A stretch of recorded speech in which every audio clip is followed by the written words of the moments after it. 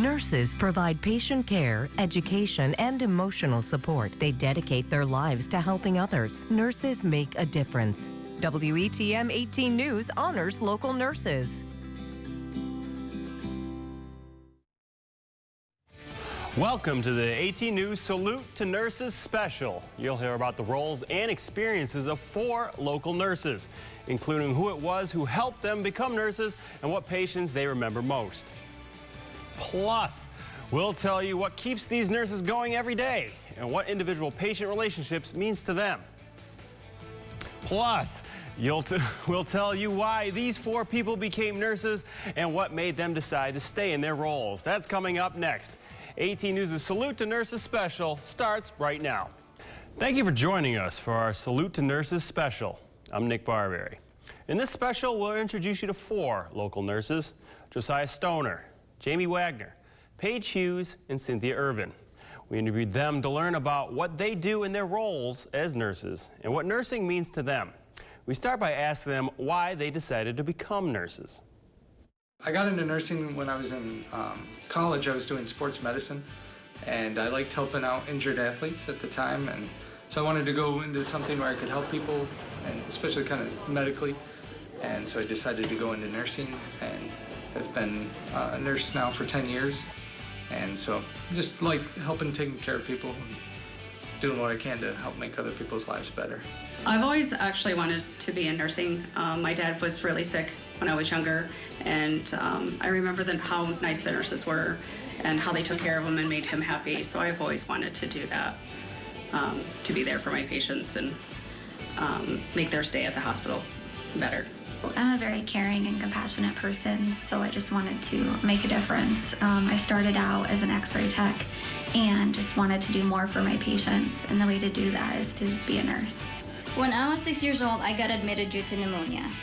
And I didn't think it was bad, but it was bad enough to scare my mother. I had to stay in the hospital for a week. And I've experienced how wonderful the nurses are, how patient they were with me, considering I was very young and it's difficult to understand what kids want. And not long after that, I lost 2 family members due to health issues. Since then, I wanted to be a nurse in order to help people, show them the compassion and the chance that you can still live longer if you do the right thing when it comes to your health. After this, we asked the nurses what it was that convinced them to stay in their nursing roles.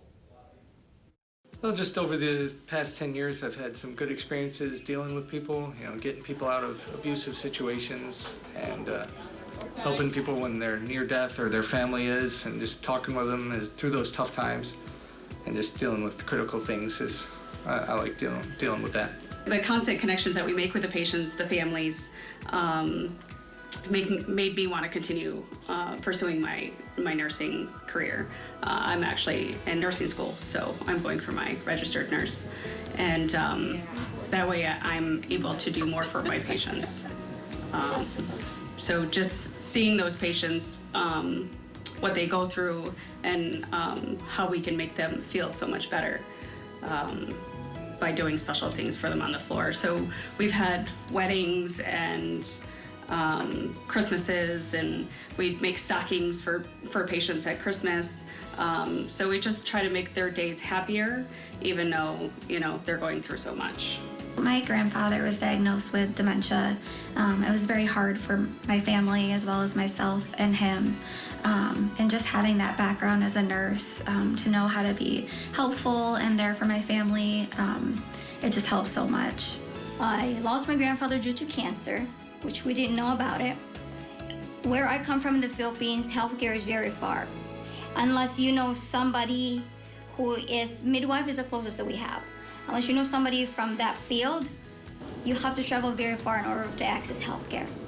So that kind of drove me to do the best that I can in school. So nobody in our area should suffer and have that experience again. Losing another family member due to emotional problem actually pulled the trigger where I have to make sure nobody should pass away because of emotional problem. And still to come on our Salute to Nurses special. We'll tell you who it was who influenced these nurses to take their jobs and what the most memorable patient cases they've ever had are.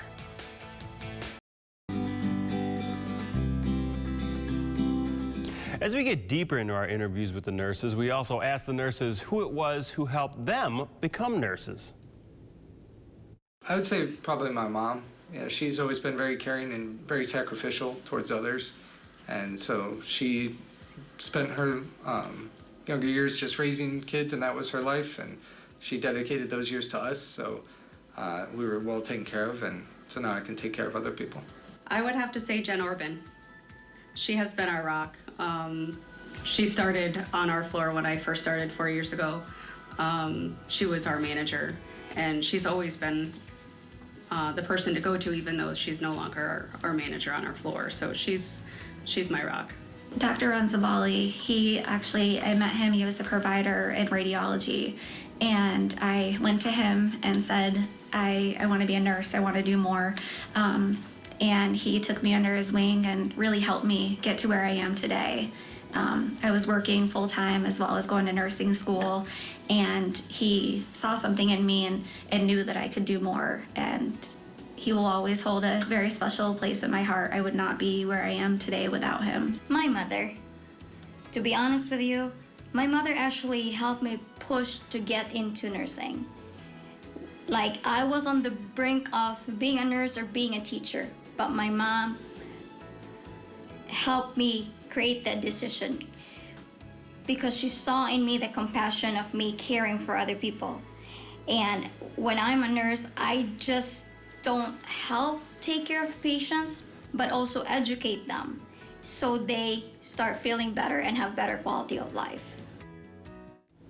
We also asked them about specific patient cases that have stuck with them the most. One of them is actually from when I was in nursing school.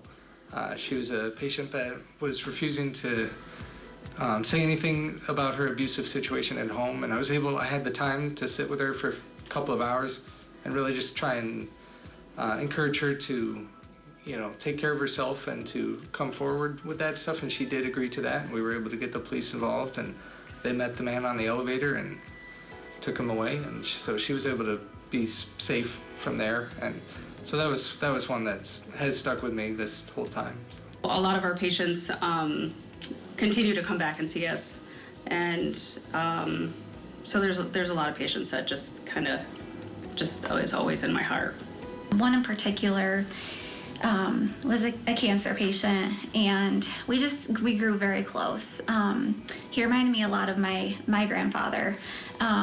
So just walking in and seeing him smile and then me smiling back, I'll never forget that.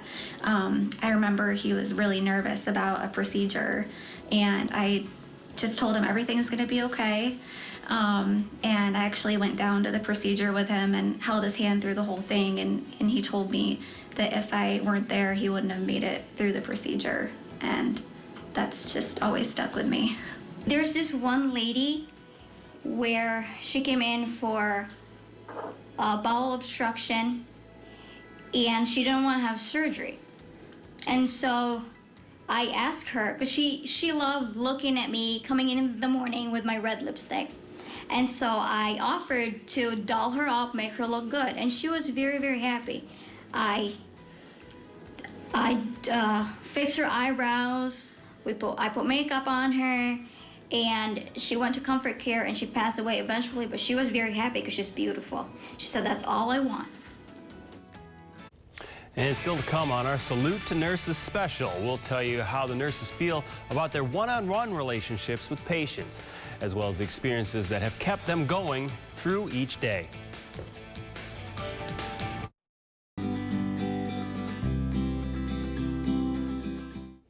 Further into our interviews, we asked the nurses about the importance of their one-on-one relationships with patients. I'm in the emergency room, so sometimes we just have to deal with the emergency first, just to keep people alive first, and then do more of the mental health kind of dealing with things.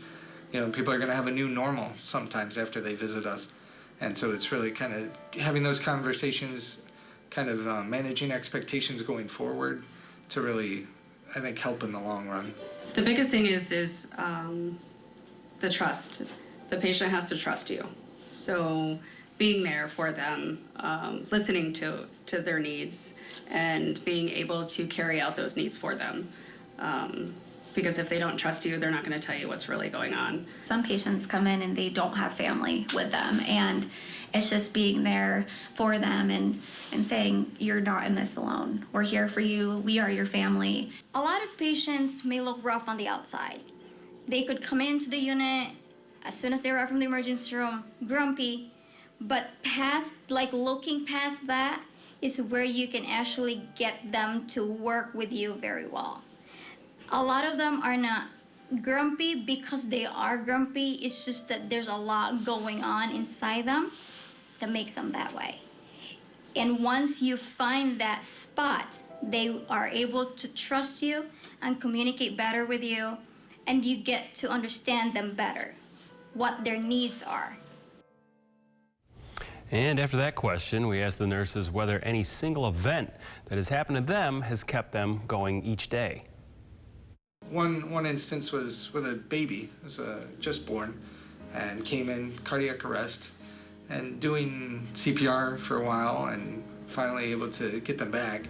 And then they go off to the NICU, and I don't hear from them for years, or about them. And then 5 years later, I see a child running around, and they're like, this is the child. So it's good to see like that is life that we were able to save, and now they're able to flourish, be perfectly healthy. So that's really encouraging to see when you can see them later and say, yeah, they're still alive, they're doing well, and that's because of us. I did have a patient that was here throughout Christmas, and he really sticks with me because he came in, he didn't know he had cancer, he was diagnosed with it, and not long after passed away, and he left behind a young daughter.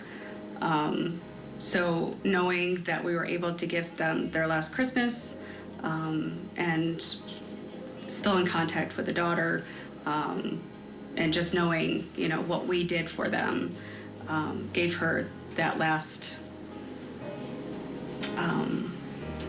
thought, that last memory of him, even though it was such a sad situation. I actually took care of a patient that I became very close with. And I carry that bond with me every single day. And it was very inspiring for me that I was able to form that bond with that patient, almost like we were family. We would see this patient very often. The stays would be very long, and that bond just never went away. Unfortunately, he has passed away, and honestly, I look forward to keeping that bond in my heart forever and finding, that within me to bring out for other patients. Every day to me is special. So every day I come to work, I see my coworkers, I meet different people, and it just, it just keeps me going. My family, especially my family in the Philippines. Still to come on our Salute to Nurses special, we'll tell you how these nurses cope with tragedies they experience on the job, as well as why they believe healthy lifestyles are so important.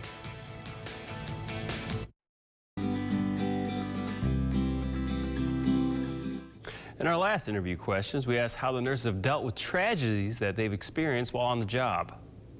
It's not a normal job. It's not something that, you just clock in, you clock out. You do see tragedy, you see young people pass, and people that are younger than you. We get very attached to patients because we see them a lot. So we depend on each and every nurse that's on the floor. And like I said, we're a big family.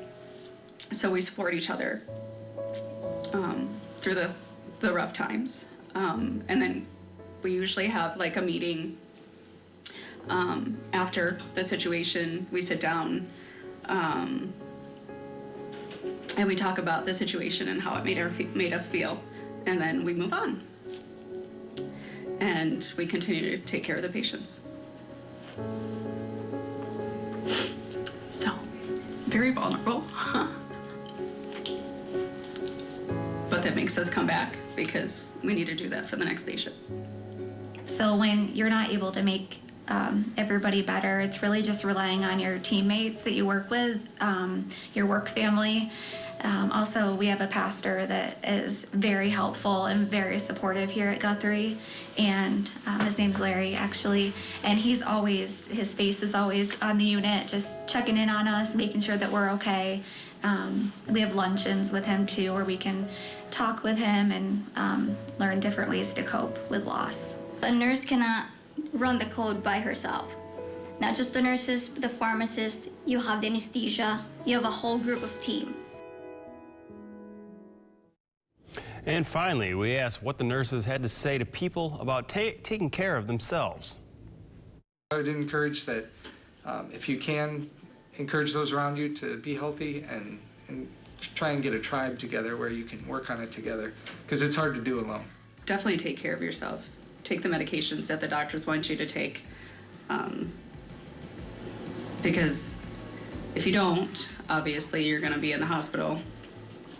You're going to have a lot of things done to you that you don't want done, and your life isn't going to be as wonderful as it would be if you did what the doctor said. I think that to encourage patients to take care of themselves is just reminding them of their family that they love so much, and wanting to see their grandchildren grow up and be born is important, just to, find their why and stick with that.